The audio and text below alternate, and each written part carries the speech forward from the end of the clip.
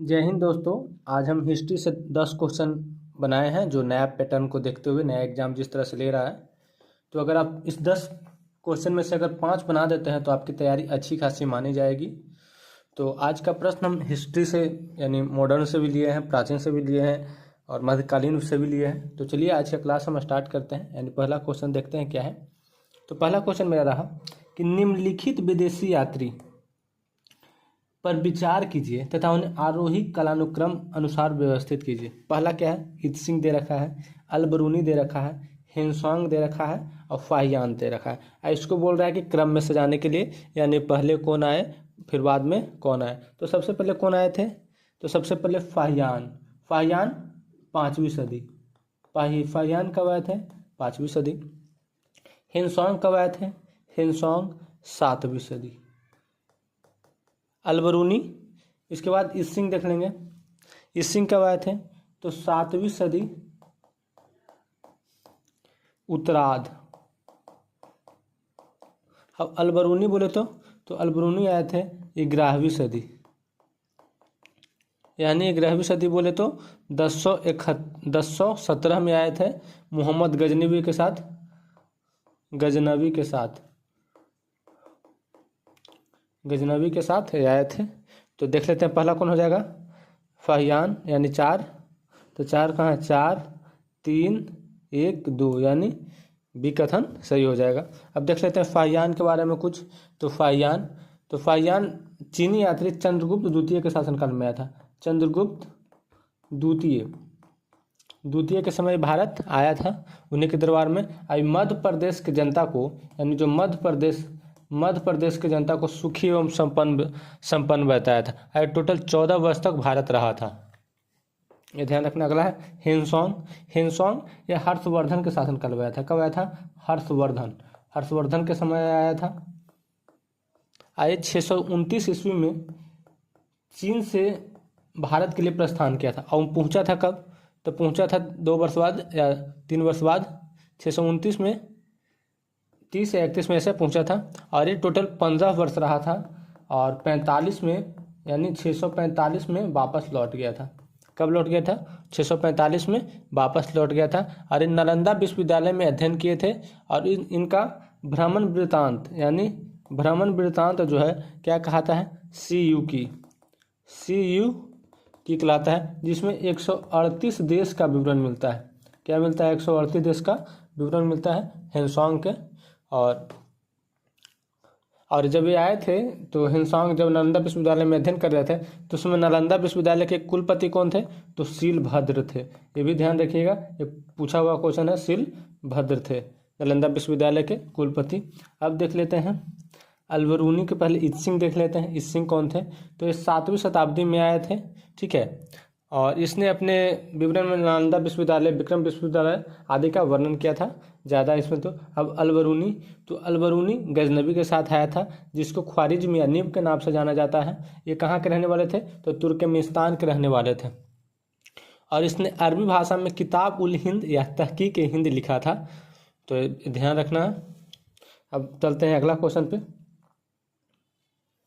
अगला क्वेश्चन कह रहा, बहुत अच्छा क्वेश्चन है कि बंगाल के निम्नलिखित सेन शासकों का आरोही कलाक्रम में सजाइए। क्या कह रहा है कि आरोही कलानुक्रम में सजाइए, ठीक है।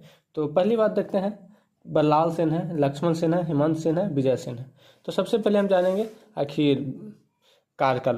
तो विजय सेन से पहले देखते हैं। तो विजय सेन का कार्यकाल रहा था 1095 से 1158, ठीक है।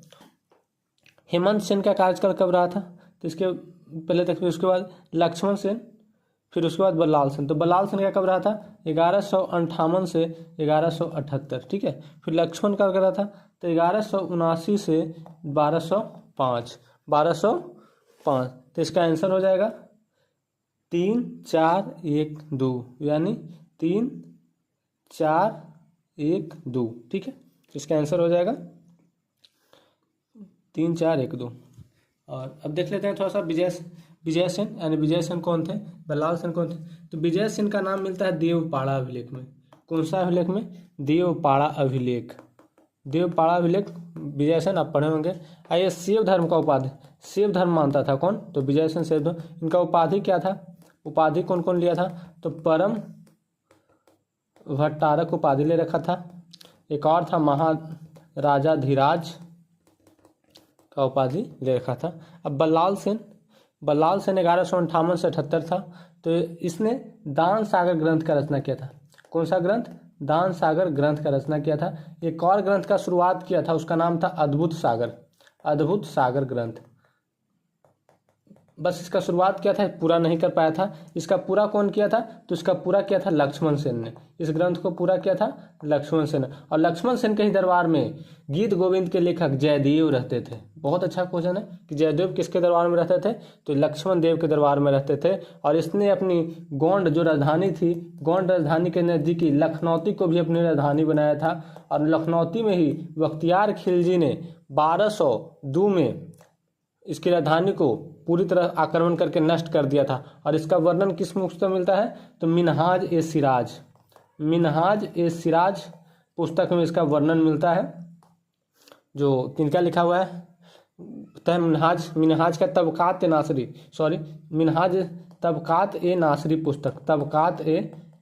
पुस्तक का नाम है तबकात ए नासरी में इसका वर्णन मिलता है। मिनहाज सिराज लिखे थे, तबकात ए नासरी, इसमें इनका वर्णन मिलता था।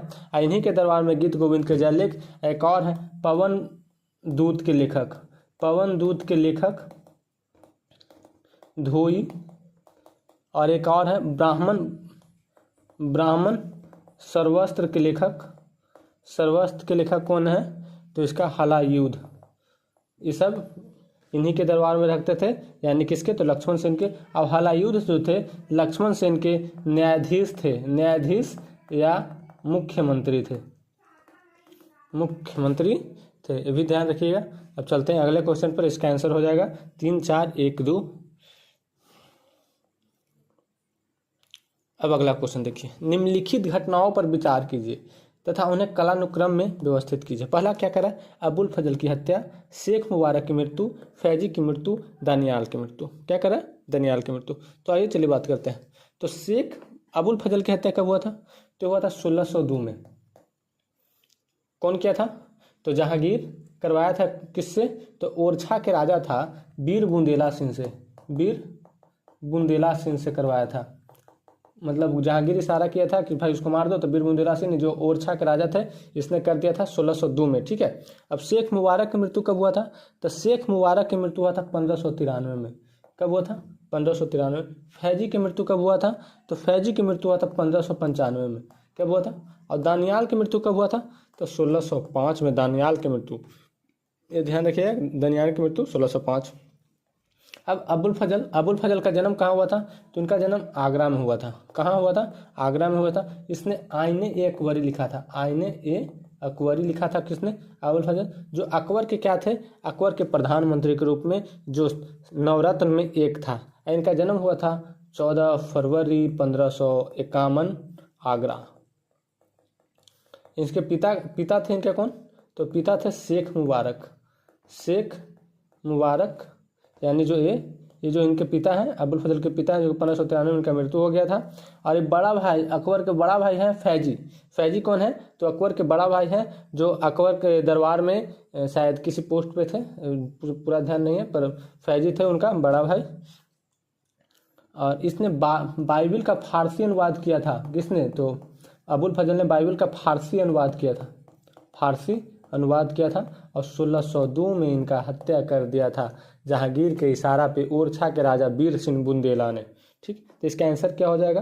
तो इसका आंसर हो जाएगा 2, 3, 1, 4। 2, 3, 1, 4, यानी 2 पहले कौन है? शेख मुबारक 93, 3 95, 1602, 1605, यानी 2, 3, 1, 4। ठीक है। अगला क्वेश्चन देखते हैं। अगला कथन है शिवाजी, यानी शिवाजी के बारे में कुछ पढ़ते हैं कि शिवाजी। तो पहला क्वेश्चन है, दिए गए 2 कथन, जिसमें एक कथन को विक्त तथा दूसरे कथन को आर कहा गया है। तो इसके बारे में, शिवाजी के बारे में पढ़ते हैं 2 कथन। तो पहला कथन कर रहा है कि शिवाजी को बड़े देशमुखों का विरोध का सामना करना पड़ा। क्या करना पड़ा? सामना करना पड़ा शिवाजी को। तो देख लेते हैं। शिवाजी को बड़े देशमुखों का विरोध का सामना करना पड़ा। ये देशमुख स्वतंत्र मराठा राज में पक्षपात नहीं थे और बीजापुर के सामंत ही बने रहना चाहते थे। ये क्वेश्चन, तो इसका आंसर हो जाएगा क्या? तो हम पहले शिवाजी के बारे में देख लेते हैं। तो इनका हो जाएगा आंसर ई और आर दोनों सही है और आर एक का सही व्याख्या करता है, यानी दोनों कथन सही है। शिवाजी बड़े देशमुखों का विरोध का सामना करना पड़ा था और ये देशमुख स्वतंत्रता मराठा के साम्राज्य में पक्ष में नहीं थे और बीजापुर के सामंत ही बना रहता था। ये दोनों कथन बिल्कुल सही है और सही व्याख्या करता है। तो पहले जानते थे कि मराठा यानी शिवाजी कौन थे। तो शिवाजी मराठा साम्राज्य के संस्थापक थे। मराठा साम्राज्य के संस्थापक शिवाजी, ठीक है। ये इनका जन्म कहाँ हुआ था? तो जन्म हुआ था 6 अप्रैल 1627 में हुआ था। कहाँ हुआ था? तो शिवनेर दुर्ग में जुनार के समीप हुआ था। इनके पिता कौन थे? तो पिता थे शाहजी भोसले। माता कौन थे? माता थे जीजाबाई। कौन थे? माता थे जीजाबाई। ये ध्यान रखिएगा कि माता कौन थे? जीजाबाई। और शाहजी भोसले एक और शादी किए थे, उनकी पत्नी का नाम था तुकाबाई, ठीक है। ये भी ध्यान रखिएगा कि उनकी और पत्नी का नाम था। और शिवाजी के गुरु का नाम क्या था? तो गुरु थे कोंडदेव। कौन थे गुरु? कोंडदेव। और अगर पूछे कि शिवाजी के आध्यात्मिक गुरु कौन थे, तो आध्यात्मिक गुरु रामदास हो जाएगा। कौन? रामदास। और शिवाजी का विवाह हुआ था 1640 में। इनकी पत्नी का नाम क्या था? शिवाजी का विवाह 1640 में हुआ था। पत्नी का नाम देख लेते हैं, शायद साईबाई कुछ करके था। और इसने 1644 में सर्वप्रथम बीजापुर के तोरण नामक पहाड़ी को किले पर जीता था। पहला कि 1644 में पहला अभियान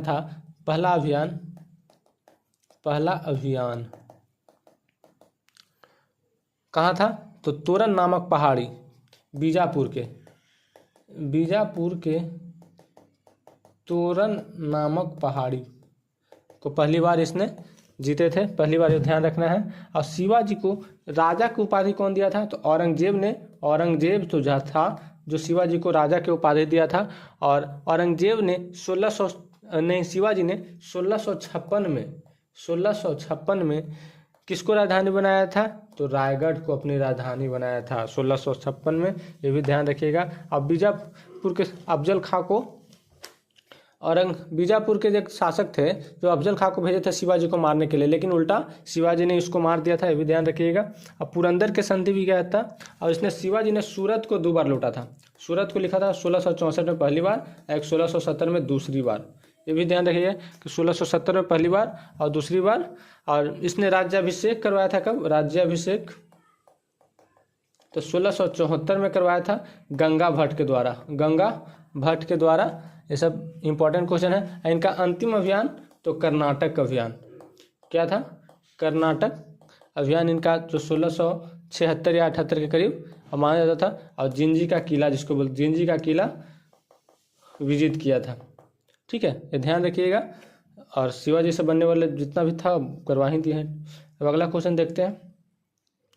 अगला क्वेश्चन कह रहा, निम्नलिखित घटनाओं पर विचार कीजिए तथा इन्हें कालानुक्रम सजाइए। सबसे पहले से बाद तक। बेल्लूर का विद्रोह, नाना फडणवीस की मृत्यु, वेलेजली को वापस बुलाना, एंग्लो नेपाल युद्ध। क्या करा? एंग्लो नेपाल युद्ध। तो इसका हो जाएगा, आइए देख लेते हैं। तो इसका हो जाएगा, सबसे पहले देख लेते हैं बेल्लूर का विद्रोह कब हुआ था? 1806 में हुआ था। ठीक है। आंग्ल नेपाल युद्ध कब हुआ था? 1814 से 16 में हुआ था। आंग्ल नेपाल युद्ध 1814 से 16। और जो बेलेजली को कब बुलाया गया था? तो बेलेजली को बुलाया गया था कब? तो ये बुलाया गया था, बेलेजली को बुलाया गया था शायद 1805। और नाना फडणवीस की मृत्यु कब हुई थी? तो 13 मार्च 1800। यानी आंसर कौन हो जाएगा? यानी पहले हो जाएगा 2 3 1 4 2 3। इसका आंसर सी हो जाएगा। ठीक है। तो बेल्लूर विद्रोह कब हुआ था? तो बेल्लूर विद्रोह हुआ था 1806 में। ये ध्यान रखिएगा। और इस समय कौन थे? सर जॉर्ज बार्लो थे। इनका कार्यकाल रहा था 1805 से 1807। 1805 से 1807 इनका कार्यकाल था। और नाना फडणवीस हुआ था 13 मार्च 1800। ब्लेजली देखा जाए तो चतुर्थ आंग्ल मैसूर युद्ध, चतुर्थ आंग्ल मैसूर युद्ध जो हुआ था कब? 1799 में। चतुर्थ आंग्ल मैसूर युद्ध टीपू सुल्तान मारा गया था, ध्यान रखिएगा। चतुर्थ। और अब आंग्ल मैसूर आया तो आंग्ल प्रथम हुआ था कब? प्रथम हुआ था, ध्यान रखिएगा कि प्रथम हुआ था 69 से 67 हुआ था, 67 से 69। द्वितीय हुआ था द्वितीय हुआ था 80 से 84।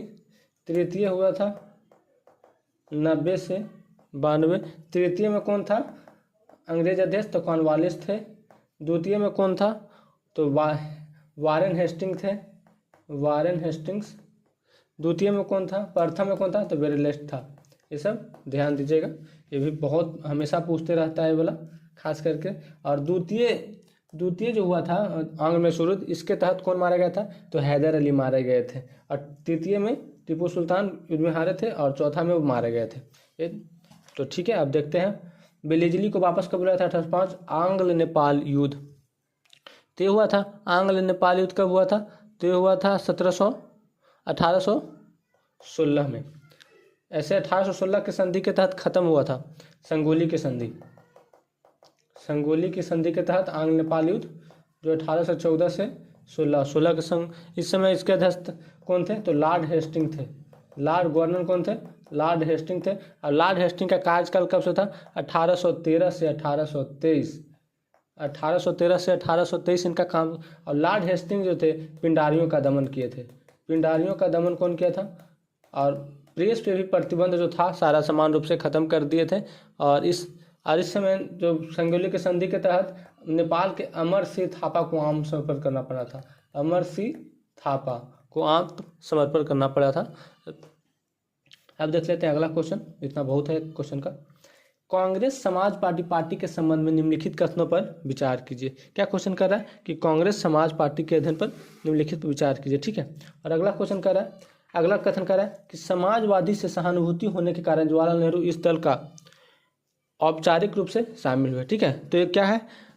तो दोनों कथन इसमें गलत है। जैसे जनवरी दे रखा है तो ये हुआ था मई में हुआ था। कब हुआ था? मई 1934 में हुआ था।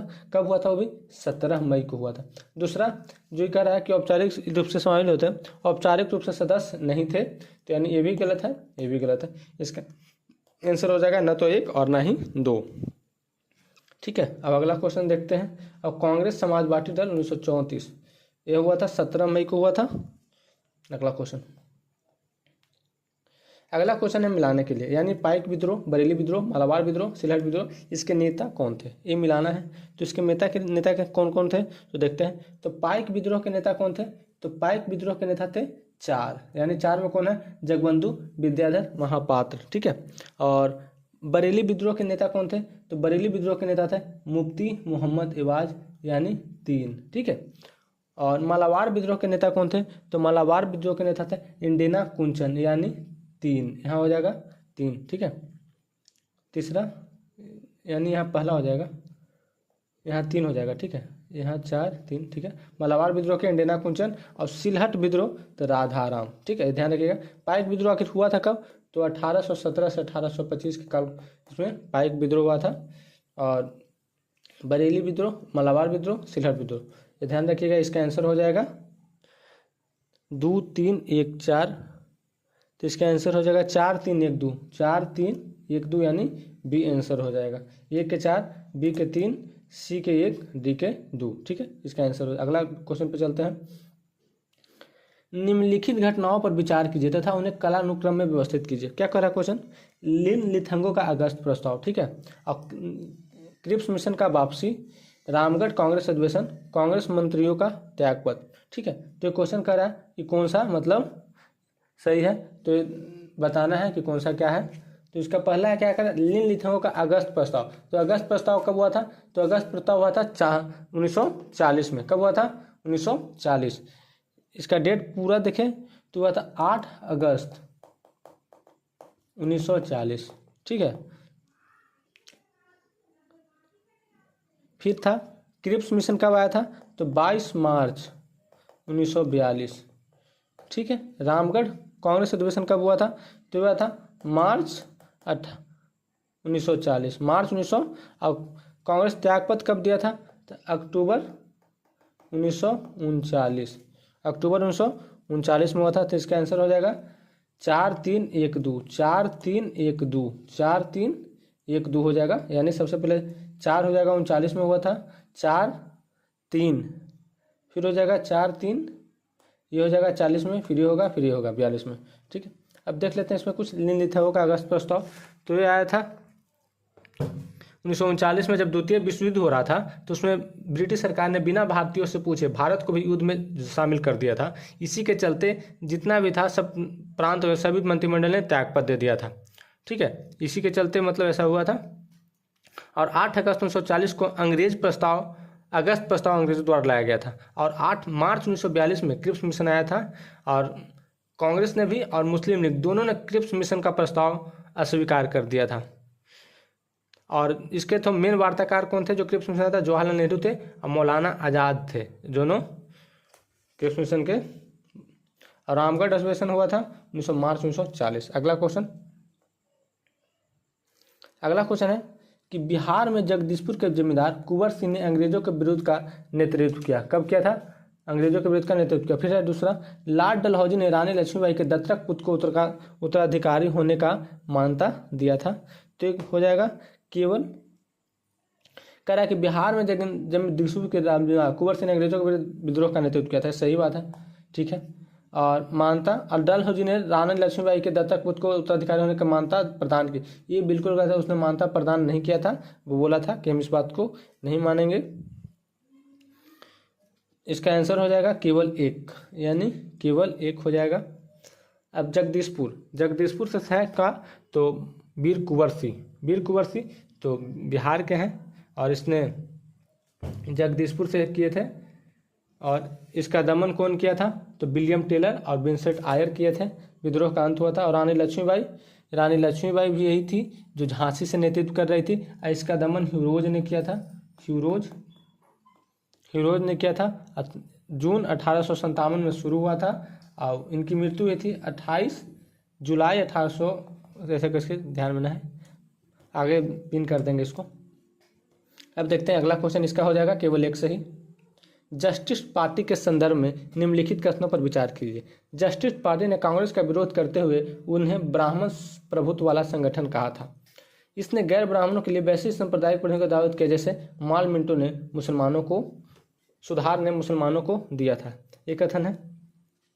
तो इसका आंसर हो जाएगा कि जस्टिस थे जो सी, यानी 1 और 2 दोनों सही है। क्या है, 1 और 2 दोनों सही है कि जस्टिस पार्टी ब्राह्मण प्रमुख का संगठन था। और जो इसने ऐसा ही किया था जैसे माल मिंटो, तो माल मिंटो सुधार कब हुआ था, 1920, जिसमें माले था उसका सचिव और मिंटो था उसका अध्यक्ष। सांप्रदायिक निर्वाचन उसमें आया था मुसलमानों के अलग से आरक्षण के लिए। तो ये हो गया। अब देखते हैं अगला क्वेश्चन है मिलान करने के लिए, यानी एक तरफ पुस्तक देख रखा है, एक तरफ Hindu polity, the wonder that was India, an introduction to the study of Indian history, the early of India. ठीक है, अर्ली ऑफ इंडिया हिस्ट्री कब हुआ था, 1904 में लिखा गया था। और इसमें भारतीय इतिहास को पहली बार, जो भारतीय इतिहास था उसको क्रमबद्ध सजाया गया था 1904 में। ध्यान रखिएगा 1904 हिस्ट्री ऑफ इंडिया। तो इसका हो जाएगा डी के 4। ठीक है, एक है डी के 4 हो जाएगा। ऑप्शन देखें, डी के 4 दो में है। अब अगला देखते हैं, wonder that was India, L Basham, A लिखे थे एल वॉसम। अब देखते हैं दो के दो में है, 3 में है दो के दो। अब अगला से मिलाते हैं। अब है हिंदू पॉलिटी के लेखक कौन थे, हिंदू पॉलिटी